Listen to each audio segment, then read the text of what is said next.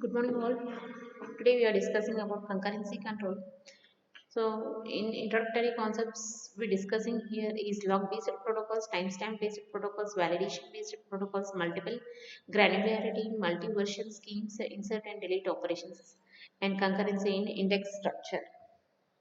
So what is log based protocol? So it is a mechanism to control the concurrent access of a data, and the data items present in lock-based protocols are exclusive one and shared one, and it requests to concurrency control manager by the programmer, and transaction can be processed only after the request is granted. So log-based matrix consists, so both relations are same, in that case it is true.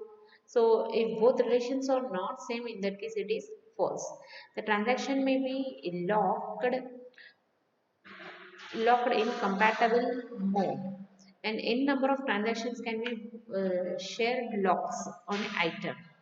If a lock cannot be granted, the requesting transaction is made to wait till all incompatible locks held by other transactions have been released. The lock is then granted. The example for transactions are lock S of A, read attribute, unlock the attribute, lock S relation with B attribute, read attribute, unlock the B attribute, display the combining attributes A plus B. Locking and above is not sufficient to guarantee serializable. If A and B get updated here, between the read of A and B, then display sum would be wrong. The locking protocol is a set of rules followed by all transactions while requesting and releasing locks. Locking protocol restricts the set of possible schedules. That protocol ensure complex serializable schedules, and two phases are there. First one is a growing phase and another one is shrinking phase. In growing phase we have transactions may obtain the locks and transaction may not release locks. In shrinking phase, transactions may release locks and transaction may not obtain locks. The protocol assures serializability. It can be provided that the transactions can be serialized in the order of their lock points, the points where a transaction acquired its final lock. The two phases locking protocols consist serializable schedules that cannot be obtained if two-phase locking is used. However, the absence of extra information, example ordering of access of data, two-phase locking is needed for complex serializability in the following sense. Transaction Ti does not allow two phases. The transaction Tj uses two-phase locking and schedule for Ti and Tj that is not conflict serializable. Two-phase locking with lock conversation. First phase, acquire a lock S on item, acquire the lock X, convert lock S to lock X, and in second phase, release lock S, release lock X, and convert lock X to lock S. This protocol assures serializability but still really leans on the programmer to insert the various locking instructions. So there is the simple program to uh, locks the automatic acquisitions. So consider the practical schedule. So T3 and T4. Deadlock is nothing but, so after transaction performing, second transaction would be start here. So neither T3 or nor T4 can make progress. Executing lock S causes T4 to wait for T3 to release its lock on B, while executing lock S causes T3 to wait for T4 to release its lock on A.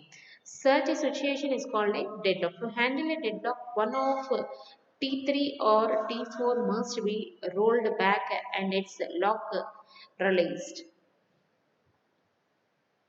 Two-phase locking does not ensure freedom from deadlocks.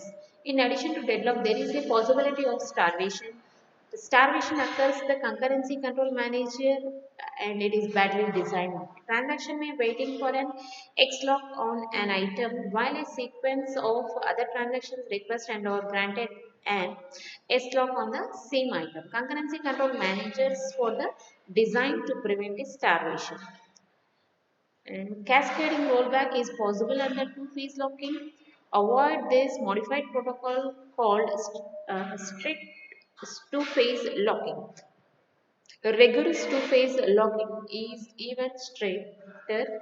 Here, all locks are held till commit or abort. In this protocol, transactions can be serialized in the order in which they commit. The implementation of locking here, lock manager can be implemented as a separate process to which transactions send lock and unlock request. The lock manager replies to a lock request by sending a lock grant messages.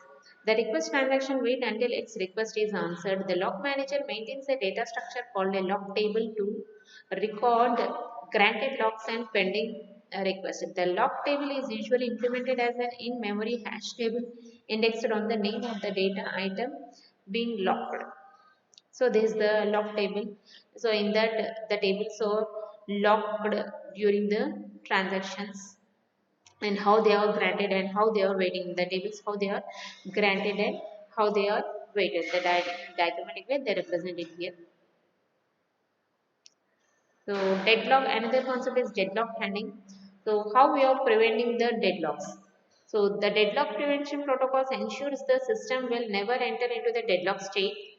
There are two strategies or it requires each transaction lock all its data item before it begins execution and impose partial ordering of all data items and requires that a transaction can lock data items only in the order specified by particular order. So these are the more deadlock prevention strategies, wait die and wait timeout based schemas. So these are the some of the examples. So wait for graph without a cycle and wait for graph with a cycle. So in first graph it is not in cyclic form and second graph it is a cyclic form. So this is the deadlock recovery. So it consists of rollback and starvation. And also multiple granularities are present here. Two granularities are there, fine granularity and coarser granularity. So this is the example for hierarchical representation of granularity.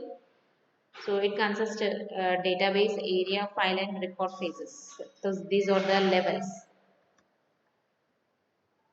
So these are intention of lock modes. So it consists intention.